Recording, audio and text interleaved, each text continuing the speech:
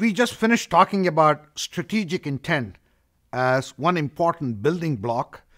The second important building block is core competencies.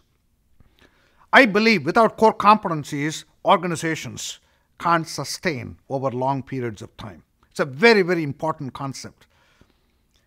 But people tend to overuse this concept. If you overuse it, it loses all meaning.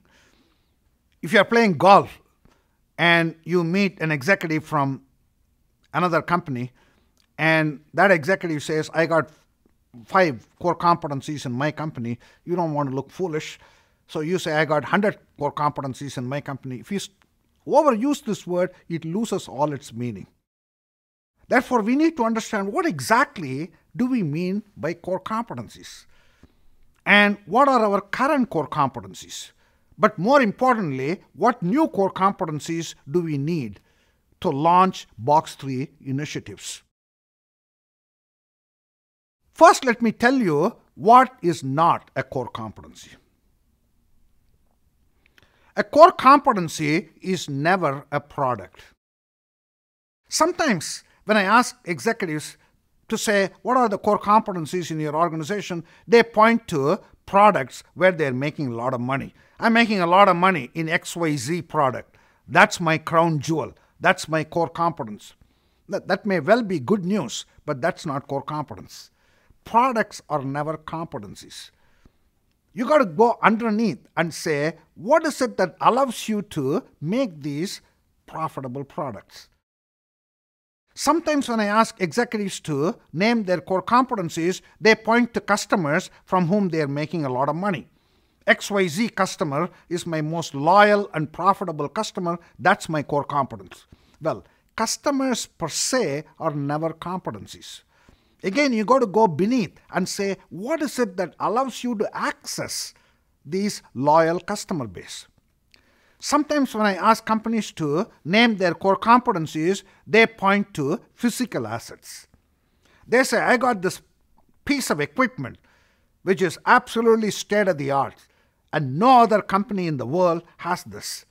That piece of equipment is my core competence. Well, physical assets can never be competencies. What you can touch can never be a competence. Core competence is always about know-how. It is always the intangible asset. Core competence has to have a verb in it. You do something, not you buy something. Sometimes when I ask companies to name their core competencies, they point to their technical staff. I got this Nobel Prize winner in my lab. That Nobel Prize winner is my core competence. Core competency can never be a single skill. It is only when you link one skill with another skill you create a competence. Let me give you an example. One of the core competencies of Honda is their ability to design, engineer, and manufacture small engines. Now, let's assume, for the sake of simplicity, in their R&D lab, they have got 1,000 R&D engineers, say in 3 underlying technologies: combustion technology, electronic controls, and microprocessor controls. Suppose you went out and hired 1,000 engineers in combustion technology, electronic controls, and microprocessor controls. My question to you is, will you be able to design, engineer, and manufacture small engines at the same world-class capability in which Honda can do? The answer is no. Because Honda has a system, Honda has a culture, Honda has a methodology by which these 1,000 engineers have learned to work together in an integrated, synergistic way over long periods of time. It is the collective and cumulative learning that you cannot replicate overnight with just recruiting 1,000 people. But Honda has not just only integrated the technical skills inside the R&D lab. They have been able to integrate R&D with manufacturing so that you design for manufacturing, R&D with marketing. Therefore, customer problems are fed into engineering design. If product per se, customers per se, physical assets per se, individual technical skills, they are not core competencies. How should we think about a core competence? Core competence is an organizational level concept.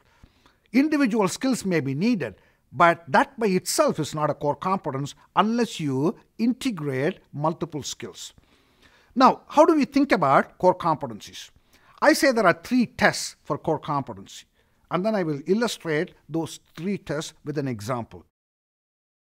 Test number 1 is something is a core competence only if you can leverage that across multiple growth platforms.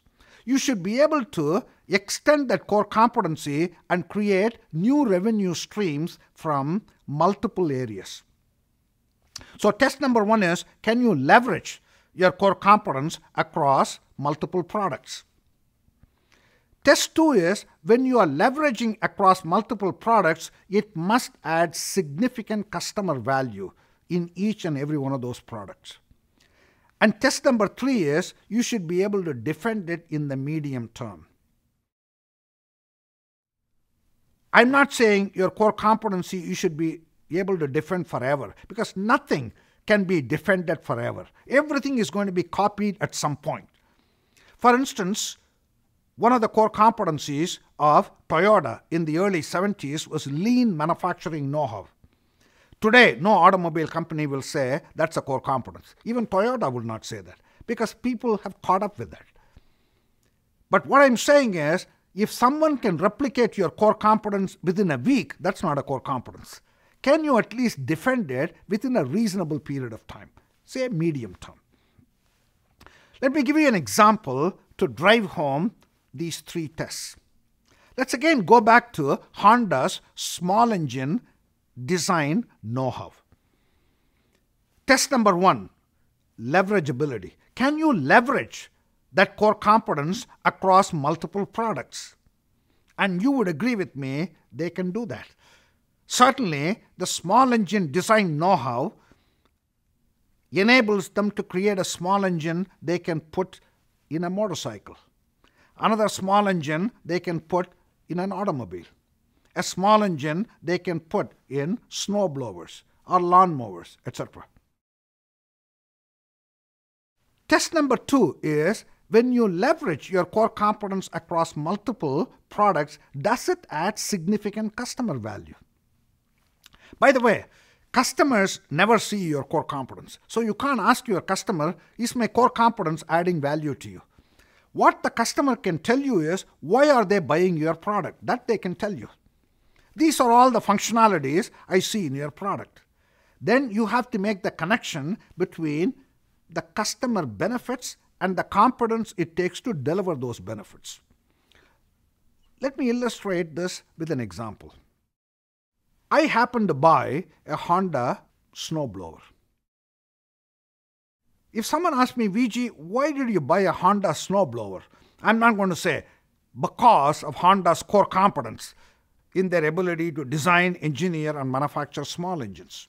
What I'm more likely to say is, when that snowblower has been sitting in the garage for 12 months, and the first major snowstorm, and I take out the snowblower and pull the chain, it starts with a roar.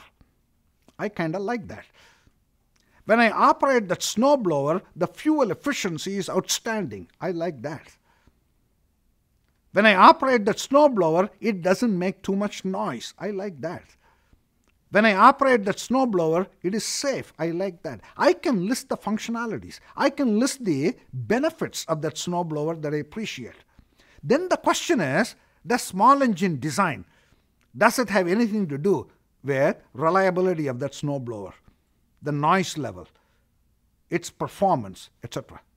You would agree with me, it has got a lot to do with it. And test number 3 is difficult to imitate. That we already answered. When I asked the question, can you just hire 1,000 people today and simply replicate that? Because Honda has got a methodology, a process by which these skills are in a very complicated way interwoven over a long period of time. That is why it's not going to be that easy for people to imitate.